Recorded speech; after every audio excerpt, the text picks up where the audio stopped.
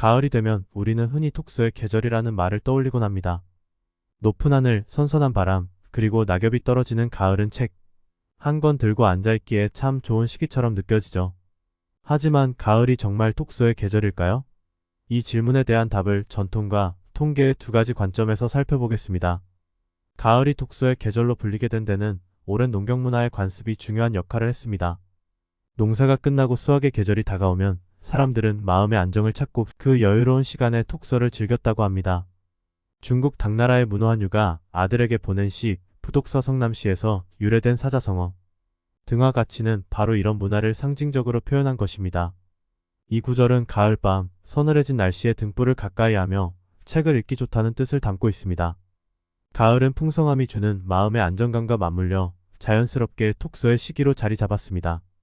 또 적당한 기온과 습도, 그리고 파란 하늘 덕분에 사람들은 더 깊이 사색하고 명상할 수 있었던 것입니다.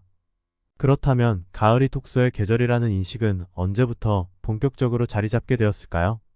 사실 가을과 톡서를 연관짓는 것은 비교적 근대에 들어와서야 나타난 현상입니다.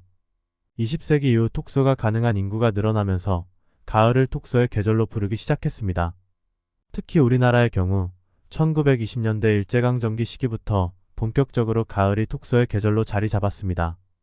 1925년 경성도서관에서 본 최근의 톡서 방향이라는 신문 기사에서 가을을 톡서의 계절로 정의한 것이 대표적입니다. 이때부터 가을마다 도서관에서는 무료 공개 행사와 독서 캠페인을 벌이며 가을과 톡서를 밀접하게 연결짓게 되었습니다. 가을이 톡서의 계절로 적합한 이유 중 하나는 생리적 변화와도 관련이 있습니다. 가을이 되면 일조량이 줄어들면서 신경전달 물질인 세로토닌의 분비가 감소합니다. 이로 인해 사람들은 다른 계절보다 차분해지고 고독함을 느끼게 되며 자연스럽게 사색적인 상태에 빠지게 됩니다. 이런 신체적 변화는 톡서에 몰입하기 좋은 조건을 만들어줍니다. 그렇다면 실제로 가을에 책을 많이 읽을까요? 통계는 놀랍게도 이와 반대되는 결과를 보여줍니다. 국립중앙도서관의 도서대출 통계에 따르면 여름철인 1월과 8월의 대출량이 가장 높은 반면 가을철인 9월에서 11월 사이에는 대출량이 급감합니다. 출판 유통업계의 분석에서도 10월과 11월의 도서 판매량은 연중 최저 수준을 기록합니다. 가을은 오히려 책이 가장 안 팔리는 계절이라는 것이 현실입니다. 결국 가을이 톡서의 계절이라는 인식은 오랜 전통과 근대적 사회 현상이 만들어낸 이미지일 뿐 실제로는 이름값을 하지 못하는 계절입니다. 그럼에도 불구하고 가을은 여전히 사람들에게 책을 읽고 싶은 마음을 불러일으키는 시기임은 틀림없습니다.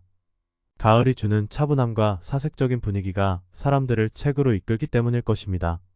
이 가을, 톡서의 계절이라는 이름을 빌어 마음의 양식을 채워보는 것은 어떨까요?